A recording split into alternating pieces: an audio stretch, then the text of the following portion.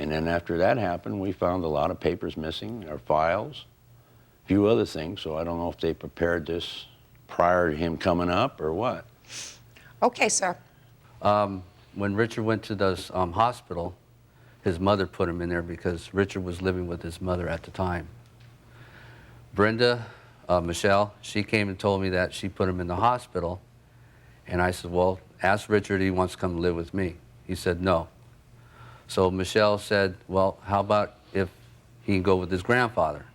Well, Fred said, yeah, I'll take him. So Richard says, well, I'll go with him. So he went with him because Michelle was going to put him into a placement home. When did you change your name from Brenda to Michelle? About 5 years ago. See, when I was married to her, she was Brenda. So I'm used to Brenda, you know, calling her Brenda. So my Fred took him to Utah with him. And he asked me, well, Rick, are you going to help me? And I says, well, if I have some money, I will send you some money. He says, okay. So he went up to Utah, and I was getting calls from Fred that he was in trouble, sniffing gas and all this stuff. We met in Las Vegas in December, and Fred said, take Richard with you. I want him to get to know you again and all that. I said, okay. So Richard was with me, and he was getting in some trouble with the law and stuff like that. So we went to court, and the court was going to put him into a placement. So Richard says, well, I'll go back to Grandpa's in Utah. So I called him up, and I asked him, I said, Fred, Richard would like to come back to Utah. And he says, okay, I'll take him back. He came down and picked him up, took him up there. And he was having problems with Richard.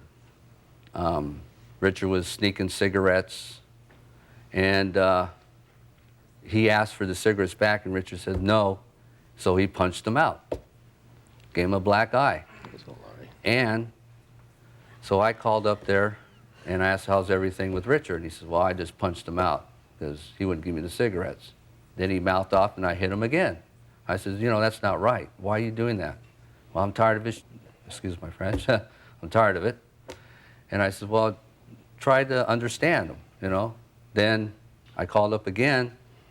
Then he's over medicating him with Zoloft, 150 milligrams a day.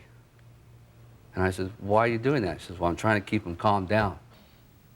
And I talked to my girlfriend, my wife, and I said, well, you know what? Let's go up to Utah and pick him up. He's getting abused. Well, just a second. Let's step back a minute. The judge in the court in California permitted your son, instead of going to a juvenile facility, to go to live with your father. Is that correct? Yes. He was released to your father's custody, not to yours. Is that right? Yes. So you had no right to go and pick him up because he was, in fact, released to your father's custody. Right? Right. See, I didn't even read those papers, and I know that. Bird knows that, too, because we've been around the block. Except, didn't the court said they allowed him to go up there? Isn't that a different phrase? Allowed? Let me tell you what they did in the state of California. They saved themselves probably $100,000 by not putting him in a facility here at taxpayers' expense. They said, we're going to make it Utah's problem. We'll send him to Utah to live with his grandfather. Let me first discuss with you, sir, your countersuit.